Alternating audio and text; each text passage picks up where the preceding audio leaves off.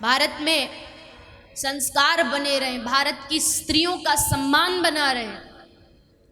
इस समाज में, भारत देश में स्त्रियों को अबला नारी न समझा जाए कि ये तो एकदम जो है सो पुरुष है। याद रखना, भारत देश नारी प्रधान देश है।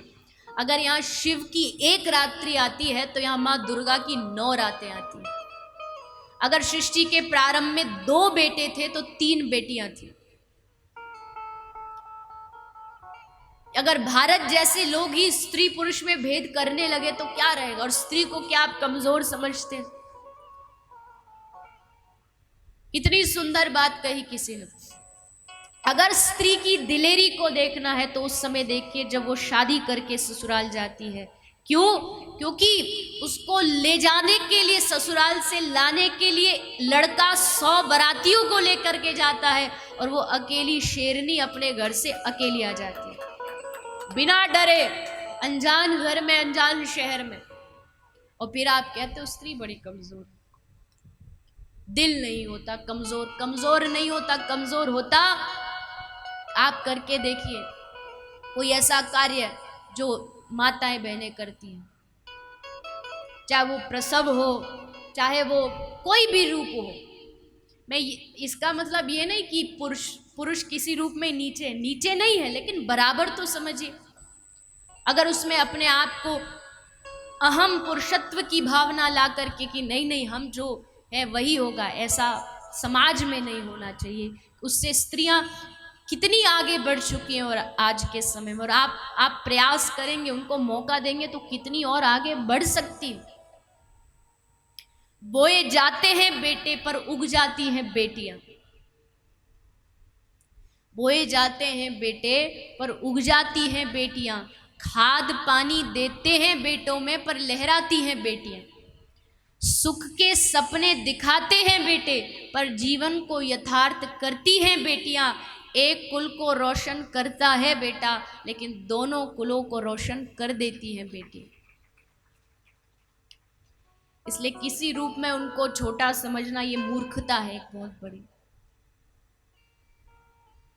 स्वामी विवेकानंद शिकागो गए, प्रथम भाषण। तो किसी विदेशी ने उनसे पूछा स्वामी विवेकानंद को कि स्वामी जी, आपके भारत की स्त्रियां किसी पुरुष से हाथ क्यों नहीं मिलाती? आप तो कहते हो कि भेदभाव नहीं होना चाहिए, तो फिर स्त्रियों को हाथ, इसमें भेदभाव क्यों है? तो स्वामी जी ने बड़ा सुंदर उत्तर दिया। पूछा तू कहाँ से है? बोले मैं ब्रिटेन से हूँ, ब्रिटिश से हूँ। अच्छा, तुम्हारे ब्रिटिश की महारानी कौन है? एलिजाबेथ। क्या कोई व्यक्ति, सामान्य व्यक्ति जाकर के महारानी को मिल सकता है? उसने कहा नहीं मिल सकता, उसके लिए तो बड़ा लंबा प्रोसेस है, यहाँ बात करो, पूरा प्रोसेस करके फिर रानी से मिला जाता है। अच्छा, अगर मिल भी ले तो क्या सामान्य व्यक्ति जाकर के आपकी महारानी को हाथ मिला सकता है? उसने कहा बिल्कुल नहीं, महारानी को हाथ मिलाना ये किसी के बस की बात नहीं, कैसे मिला सकता है? तो स्वामी जी ने हंसते हुए कहा, जैसे तेरी रानी को कोई हाथ नहीं मिला सकता, मेरे देश की हर औरत मेरे देश की रानी है, हर औरत यहाँ की रानी। ये भेदभाव नहीं है, ये उसका सम्मान है। जब आप किसी को सम्मान देते हैं तो वो ऊंचा होता है और आपकी कुछ मर्यादाएं होती हैं। ये सिर्फ मर्यादा है, इसमें स्त्री नीचे ऐसा मत समझिए। अगर स्त्री की कुछ मर्यादाओं की भी बात होती है तो इसका मतलब ये नहीं कि वो बंधी है, बंधी नहीं हुई है। ये सिर्फ उसकी कुछ मर्यादा है, क्योंकि उसका पद ऊंचा है, उसका सम्मान ऊंचा है, सिर्फ इसलिए। बाकी उसको किसी बंधनों में बांधना, किसी रस्सियों में बांधना, वो भारत देश ने ना कभी किया और ना करना चाहिए। जब जब इस देश में नारियों का सम्मान होगा, देश आगे बढ़ेगा। जब जब बेटियों का सम्मान होगा, देश आगे बढ़े। बेटियां कोई बोझ नहीं है कि आपने समझा बोझ हो गए। बेटियां आपके घर का गौरव है, घर की शान है। उनको बोझ समझ करके, अरे प्रभु ने इतना सुंदर आपके घर में एक कन्या दी है, बाहर से तो कह देंगे कि हाँ महाराज लक्ष्मी है एकदम, पर भीतर हृदय ये भी सोचता रे बड़ी होगी, ब्याह होगा। और कन्याओं के लिए एक सबसे बड़ी जो आज के समय में कन्याओं पर जो अत्याचार हो रहा है या जो भ्रूण हत्या हो रही है, उसका एक सबसे मुख्य कारण है शादी में लिया गया दहेज। एक बाप इसी बात से डरता है कि जब वो बड़ी होगी शादी में पैसा मांगा जाएगा और वो पैसा देने की मेरी सामर्थ्य नहीं। दहेज प्रथा इस देश की सबसे बेकार प्रथा है जिसने बहुत सारी कन्याओं का जीवन छीना। कुछ घर में मार दी जाती हैं तो कुछ ससुराल जाके मार दी जाती हैं। तो ये बातें कोई भागवत में नहीं लिखी हुई है, भागवत से इसका कोई संबंध नहीं है, लेकिन आज के तथाकथित समाज में जो चीज घट रही है उनको बदलाव लाना यही तो सत्संग है। हम प्रण करें जब हम इस कथा में बैठे, पंडाल में सब कुछ छोड़ के बैठे, तो क्या कमियां हैं हमारे समाज में उनको दूर करें। क्या आप जरा सा दहेज लेकर के आपका जीवन उसमें बीत जाएगा? क्यों किसी की कन्या, बड़े लोग जो है वो दहेज ले दे करके जैसे तैसे कर लेंगे, लेकिन उनके कारण गरीब लोगों की जो बेटियां हैं वो पिसती है। दहेज लेना, दहेज देना एक कन्या के परिवार के लिए सबसे बड़ा गुनाह है। आज ये मांग सकता है, कल और भी मांग सकता है।